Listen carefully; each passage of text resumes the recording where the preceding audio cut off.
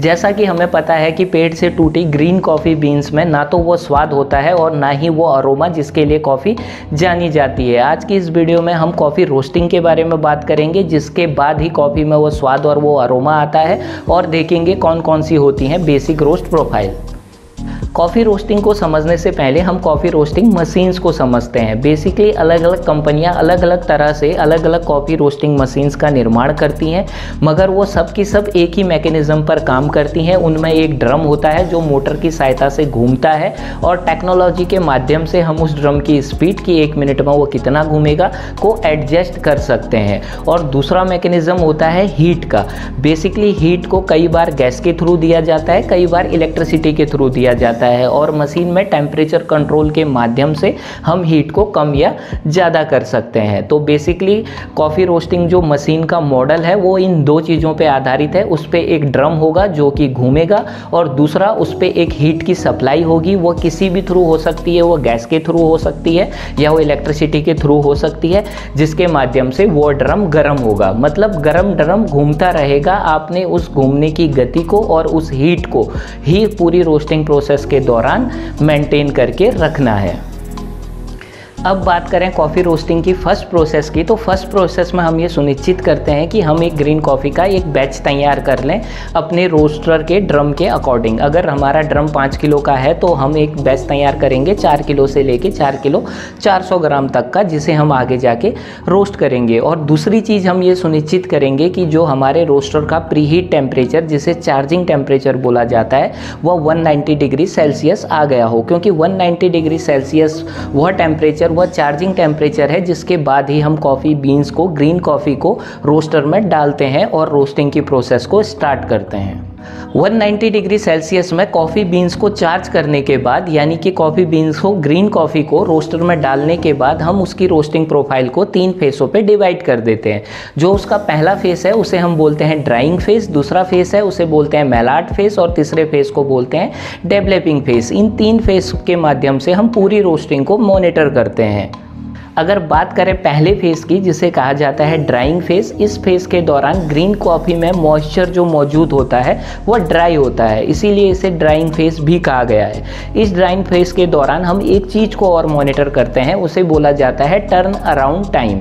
यानी कि जैसे हमने ग्रीन कॉफ़ी बीन्स को 190 डिग्री सेल्सियस के रोस्टर के अंदर डाला, तो रोस्टर का जो टेम्परेचर है वह नीचे जाता है सडनली, और उसके बाद वह एक टाइम बाद उठने लगता है। तो जिस टाइम से रोस्टर का टेम्परेचर दोबारा से बढ़ने लगता है उसे हम बोलते हैं टर्न अराउंड टाइम।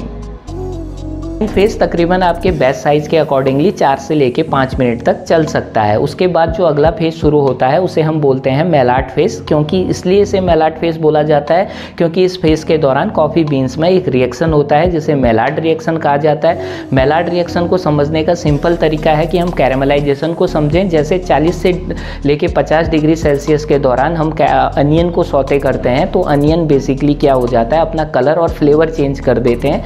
वही प्रोसेस होती है हाई हीट के दौरान, जब बीन्स हाई हीट के संपर्क में आने के बाद उसके नेचुरल जो अमीनो एसिड्स हैं और जो उसके नेचुरल शुगर हैं वो आपस में रिएक्ट करते हैं, डिफरेंट फ्लेवर बनाते हैं, और कॉफ़ी बीन्स का जो कलर है वो ग्रीन से लेके ब्राउन हो जाता है। तो कॉफ़ी बीन्स के जो कलर है उसका टर्न अराउंड ऐसे होता है कि कॉफ़ी बीन्स का कलर ग्रीन से लेके येलो, फिर येलो से लेके ब्राउन की तरफ को बढ़ता जाता है मेलाट रिएक्शन के कारण। तो मेलाट रिएक्शन एक बहुत महत्वपूर्ण रिएक्शन है जो रोस्टिंग प्रोसेस के दौरान होता है। इसके बाद जो अगला फेस शुरू होता है उसे हम बोलते हैं डेवलपिंग फेस। डेवलपिंग फेस वह फेस होता है जिसमें कॉफ़ी बीन्स के फ्लेवर प्रॉपरली डेवलप होते हैं। इस फेस के दौरान हमें यह सुनिश्चित करना होता है कि कॉफ़ी बीन्स को कितनी देर के लिए रोस्ट करना है, उसे कौन कौन से कितना हीट देना है, या उसे कब कॉफ़ी रोस्टिंग ड्रम के बाहर निकालना है।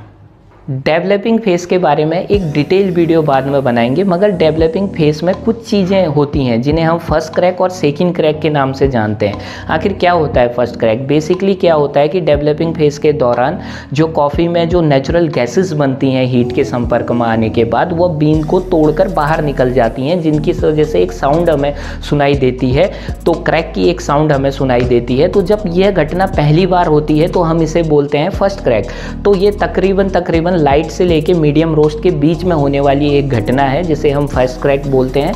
और अगर हम कॉफ़ी बीन्स को डार्क की तरफ को रोस्ट करते हैं, मीडियम से डार्क की तरफ को, तो यही घटना एक बार दोबारा से रिपीट होती है और इसे हम बोलते हैं सेकंड क्रैक। यानी कि बीन्स में जब पॉपअप की साउंड हमें फर्स्ट टाइम सुनाई दे रोस्टिंग करते समय तो उसे फर्स्ट क्रैक कहा जाता है, और यह साउंड अगर हमें दोबारा सुनाई दे तो हम ये मान लेते हैं कि कॉफ़ी बीन में 2 बार गैस से क्रैक आ चुके हैं, तो उसे हम सेकंड क्रैक कहते हैं। अब देखते हैं कि किन किन प्रोफाइल में हम कॉफ़ी को रोस्ट करते हैं। हम बेसिकली 3 प्रोफाइल में कॉफ़ी को रोस्ट करते हैं। प्रोफाइल ज़्यादा भी हो सकती है मगर बेसिक यही 3 है, लाइट रोस्ट, मीडियम रोस्ट और डार्क रोस्ट। तो लाइट रोस्ट जो चूज़ की जाती है कॉफ़ी, वो सिंगल ओरिजिन या आपके बोल सकते हैं स्पेशलिटी कॉफ़ी के लिए उसे यूज किया जाता है। उसमें आपको एसिडिटी का लेवल ठीक ठाक यानी कि अच्छा मिलता है, और साथ ही आपको अर्थली और कॉम्प्लेक्स फ्लेवर जो कॉफ़ी के ओरिजिन के फ्लेवर हैं वह देखने को मिल जाते हैं। और जो दूसरा रोस्ट है वो है मीडियम रोस्ट या लाइट रोस्ट, और डार्क रोस्ट के बीच का रोस्ट है। तो आप समझ सकते हैं कि दोनों की प्रॉपर्टी इस रोस्ट में मिल जाती हैं। आपको इंटेंसिटी का लेवल भी ठीक ठाक मिल जाता है, साथ ही आपको कॉफ़ी के कॉम्प्लेक्स फ्लेवर भी मिल जाते हैं। यानी कि कॉफ़ी को जो बैलेंस करने की बात आती है तो मीडियम रोस्ट ही प्रेफर किया जाता है। डार्क रोस्ट की अगर हम बात करें तो डार्क रोस्ट बेसिकली आपको हाई इंटेंसिटी तो देता है मगर आपको उसके कॉम्प्लेक्स फ्लेवर को भूलना पड़ता है। कई सारे रोस्टर से बात करने के बाद ये बात समझ में आती है कि आप 4-5 अलग अलग ओरिजिन की कॉफ़ी बीन्स को अगर डार्क रोस्ट कर दें तो उसके बाद आपको ये आइडेंटिफाई करना मुश्किल हो जाता है कि कौन सा बीन्स किस ओरिजिन का है। यानी कि इसमें आपको कॉफ़ी के कॉम्प्लेक्स फ्लेवर्स नहीं मिलेंगे। इसकी जो अच्छी चीज़ ये है कि इसमें आपको इंटेंसिटी हाई मिलती है और एसिडिटी बहुत कम मिलती है। तो बहुत सारे लोग अधिक सुगंध और बहुत ही कम अम्लता के लिए यानी कि एसिडिटी के लिए डार्क रोस्ट को यूज करना पसंद करते हैं। वहीं जिन लोगों को कॉफ़ी के नेचुरल फ्लेवर ज़्यादा चाहिए, एसिडिकपन अच्छा लगता है, एसिडिटी अच्छी लगती है, वो लोग लाइट से लेके लाइट टू मीडियम रोस्ट की कॉफ़ी को पसंद करते हैं। और जिन्हें अपनी कॉफ़ी को बैलेंस करना है, दोनों ही चीज़ें चाहिए थोड़ा थोड़ा, उन लोगों के लिए मीडियम रोस्ट प्रेफरेबल रोस्ट है।